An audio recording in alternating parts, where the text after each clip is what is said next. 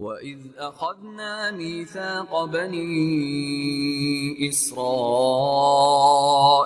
لَا تَعْبُدُونَ إِلَّا اللَّهَ وَبِالْوَالِدَيْنِ إِحْسَانًا. أعوذ بالله السميع العليم من الشيطان الرجيم. بسم الله الرحمن الرحيم. الحمد لله رب العالمين، الصلاة والسلام على سيد الأنبياء والمرسلين، سيدنا ونبينا وشفيع ذنوبنا وطبيب قلوبنا مولانا ومولى الثقلين جد الحسن والحسين سيدنا أبي القاسم محمد وعلى أهل بيته الطيبين الطاهرين المعصومين المظلومين الذين ذهب الله عنهم الرجس وطهرهم تطهيرا، واللعنة الدائمة على أعدائهم من يوم عداوتهم إلى قيام يوم الدين. أما بعد، فقد قال الله سبحانه وتعالى في محكم كتابه الحكيم والفرقان الحميد، وهو أصدق القائلين: بسم الله الرحمن الرحيم. وقضى ربك ألا تعبدوا إلا إياه وبالوالدين إحسانا. صدق الله العلي العظيم.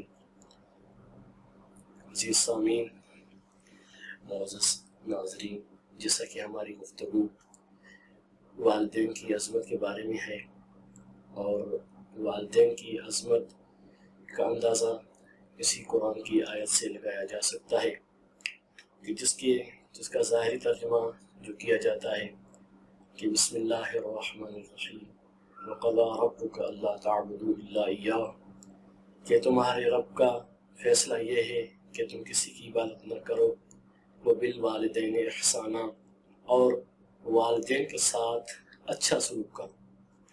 تو یہ جب ہم قرآن کی طرف دیکھتے ہیں، اس کی باریکیوں کی طرف دیکھتے ہیں، تو سب سے پہلے یہ معلوم ہوتا ہے کہ ہم اپنی زبان میں یہ ترجمہ تو کر لیتے ہیں کہ والدین کے ساتھ نیکی کرو، لیکن جب ہم قرآن کی لطافت اور قرآن کی گہرائیوں کے ساتھ دیکھیں تو وہاں پہ ہمیں یہ دقت طلب نقطہ ایک نظر آتا ہے کہ جب ہم باریکی کے لحاظ سے اگر ترجمہ کیا جائے قرآن کا، تو اردو میں والدین کا مفہوم کو ادا کرنے والا کوئی جامع لفظ نہیں ہے، تو نتیجتاً ہمیں یہ ترجمہ کرنا پڑے گا کہ ماں اور باپ۔ والدین جیسا کوئی ایسا لفظ نہیں ہے جامع جو والدین کے مفہوم کو ادا کرتا ہو سوائے عربی کی۔ عربی میں اللہ تبارک و تعالی والدین فرما رہے ہیں کہ آپ کے رب کا فیصلہ یہ ہے کہ اس کی عبادت کرو، اس کے علاوہ کسی کی عبادت نہ کرو، اور اپنے والدین کے ساتھ احسان کرو، نیکی کرو، اچھا سلوک کرو۔ تو ابھی دیکھیں یہاں پر گویا کہ اللہ تعالیٰ کا یہ لفظ والدین لفظ استعمال کرنا گویا کہ یہ بتا رہا ہے کہ یہ والدین جو احسان کے استحقاق ہونے کے لحاظ سے برابر ہیں، یعنی ایسا نہیں کہ والد کے ساتھ زیادہ نیکی کرو، ماں کے ساتھ کم کرو، ماں سے زیادہ کرو، والد کے ساتھ کم کرو، ایسے نہیں ہے۔ کیونکہ ایسا کیوں نہیں ہے؟ کیونکہ لفظ لغت اردو میں لفظ والدین کے لیے کوئی جامع لفظ نہیں ہے۔ ہم جب ترجمہ کریں گے دقیق طور پہ تو یہ ترجمہ ہوگا کہ ماں اور باپ۔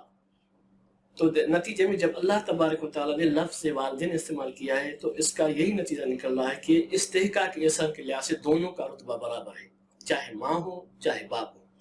کیوں ایسا کیوں ہے؟ کیونکہ ہم جب غور و فکر کرتے ہیں، حالانکہ عربی لغت میں ماں کے لیے الگ لفظ وضع کیا ہوا ہے، کہتے ہیں ماں کو، باپ کے لیے الگ لفظ وضع کیا گیا ہے، اس کو اب کہتے ہیں۔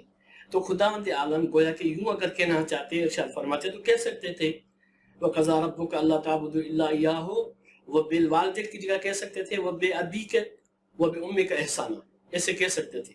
لیکن اگر قرآن میں اس طرح کا تعبیر آتی، اس طرح کا جملہ استعمال ہوتا ہے، اس طرح کا اگر الفاظ استعمال ہوتے تو عام आम बंदे को ये अंदाजा लगाने में आसानी हो जाती कि मुमकिन है कि बाप का जिक्र पहले हो या माँ का जिक्र पहले हो।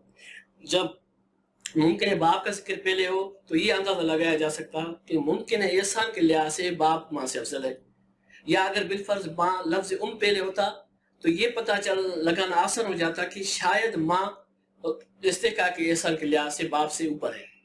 नहीं, बल्कि खुदावंद आलम ने लफ्ज वालिदैन इस्तेमाल करके ये बताना चाहता है गोया कि इस्तेका के सवाब के लिहाज से माँ और बाप का रुतबा एक है। और दूसरा नुक्ता कि हम एहसान का मतलब क्या है, ये तो हो गया। यानी अभी अगर मफहूमी तर्जुमा करें, गोया कि अल्लाह तबारक व तआला ये फरमाना चाहते हैं कि मेरी इबादत के अलावा किसी की इबादत न करो, और एहसान करना चाहते हो तो वालिदैन के साथ एक एहसान करो, लेकिन हमाजियत और यकजहत के साथ। तो एक नुक्ता ये हुआ। और दूसरा, जब हम तर्जुमा करते हैं कि अपने माँ बाप के साथ एहसान करो, तो एहसान का मतलब क्या है?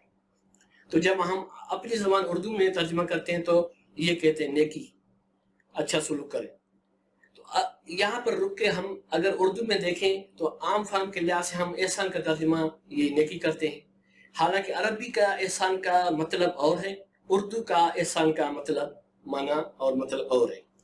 उर्दू में हम एहसान क्या कहते हैं कि किसी के साथ अच्छा सुलूक करना, लेकिन अरबी में जो एहसान का मतलब वो है कि नेकी करना, लेकिन बिला इस्तेकाक की। इसका कैसे, इसकी वजाहत कैसे, वजाहत इसकी एक मिसाल के जरिए से हम अर्ज करेंगे। वो ये है कि देखें, एक दफ़ा क्या होता है, किसी जगह मुझे पहुंचना, तो फर्ज करें मैं कहीं नजफ से करबला जा रहा था, तो रास्ते में मेरी गाड़ी का पेट्रोल खत्म हो गया। कोई दूसरा शख्स गाड़ियों की भरमार थी रोड पे, तो किसी शख्स ने देखा कि मौलाना साहब की शायद कोई मसला है। वो रुका और मुझे पूछा, भाई क्या मसला है, यहाँ पर क्यों खड़े हैं आप? तो उसको मैंने कहा मेरी गाड़ी का पेट्रोल खत्म हो गया, इसी वजह से मैं खड़ा हूँ। तो उसके साथ न मेरी जान पहचान है न कुछ, तो उसने ऐसे मुझे 2-4 लीटर दे दिए ताकि मैं वहां से निकल जाऊं। तो मुझे उसने पेट्रोल दे दिया। अगली दफा 1-2 दिन गुजरा, वही जगह पे इत्तेफाक ऐसा हुआ कि वही बंदा खड़ा हुआ था अपनी गाड़ी लिए। जब मेरा वो गुजर उसी जगह से हुआ तो मैंने देखा, भाई क्या मसला है, इधर खड़े हो? कहा मौलाना साहब, जो आपके साथ उस दिन मसला था वही मसला मेरे साथ है, मेरा भी ड्राइवर की नाले की या कोई और मसला है, मेरी गाड़ी का भी पेट्रोल खत्म हो गया, यहाँ पे आके खड़ा हूँ। तो अब मैं भी उसको पेट्रोल दे रहा हूँ। तो उसने जो 2 दिन पहले मुझे पेट्रोल दिया था वो था बिला इस्तेकाक के। अब जो मैं उसको दे रहा हूँ वो इस्तेकाक के साथ है, क्योंकि उसने मुझसे साथ अच्छा सलूक किया था, उसने मुझसे भलाई और नेकी की थी, तो मैं उसके बदले में दे रहा हूँ। तो यहाँ पर एहसान का मतलब गोया कि खुदावंद आलम ये कहना चाहता है कि अगर माँ बाप बूढ़े हो जाए और आप उसकी खिदमत करते करते तंग ना आ जाइएगा। ऐसा ना हो कि कहीं ऐसा मोर्द आ जाए और आप बाप की खिदमत करते, माँ की, वालिदैन की खिदमत करते करते आपके मुंह से उफ का कलमा निकले, बेजारी के तासुरात जाहिर हो, क्योंकि ये भी खुदावंद आलम को गवारा नहीं है। क्यों कि जब तुम छोटे थे, तुम बच्चे थे, तो उन तमाम मराहल से गुजर के आ चुके हो जिस मराहल से अभी तुम्हारे वालिदैन गुजर रहे हैं। तो जब वालिदैन आपके ऊपर एहसान कर रहे थे, आपके ऊपर अपना सब कुछ लुटा रहे थे, अपनी तवानाई खर्च कर रहे थे, तो वो बिला इस्तेकाक था। अब जो आप वालिदैन के लिए कर रहे हैं वो उस एहसान, उसको एहसान नहीं कहेंगे। अगर ज्यादा से ज्यादा हम कहेंगे तो उसको बदला कह सकते हैं। एहसान कभी वालिदैन का नहीं उतर सकता। तो अजीज दोस्तों, यहाँ पर इस हमारी गुफ्तगू का खुलासा ये निकलता है, अगर हम अपने बयान का खुलासा और सिमेट के हम बात करें तो ये निकलेगा कि हमें जिस तरह भी हो सके वालिदैन के साथ अच्छा सलूक करें, लेकिन ना इस माना में कि हम उसके ऊपर एहसान कर रहे हैं और उसको नेकी जतला के नहीं। हम अगर जो कुछ भी करें तो वो हमारा फकत ज्यादा से ज्यादा बदला हो सकता है, न कि हम उसके ऊपर एहसान कर रहे हैं। एहसान का मतलब यही है। तो खुदावंद आलम से दुआ है कि हमें अपनी औलिया की, अपने नबी की, आले नबी की कमा हक को इताअत करने की तौफीक अता फरमाए, और अपने वालिदैन की ज़्यादा से ज़्यादा खिदमत और उनका हक अदा करने की कोशिश करनी चाहिए।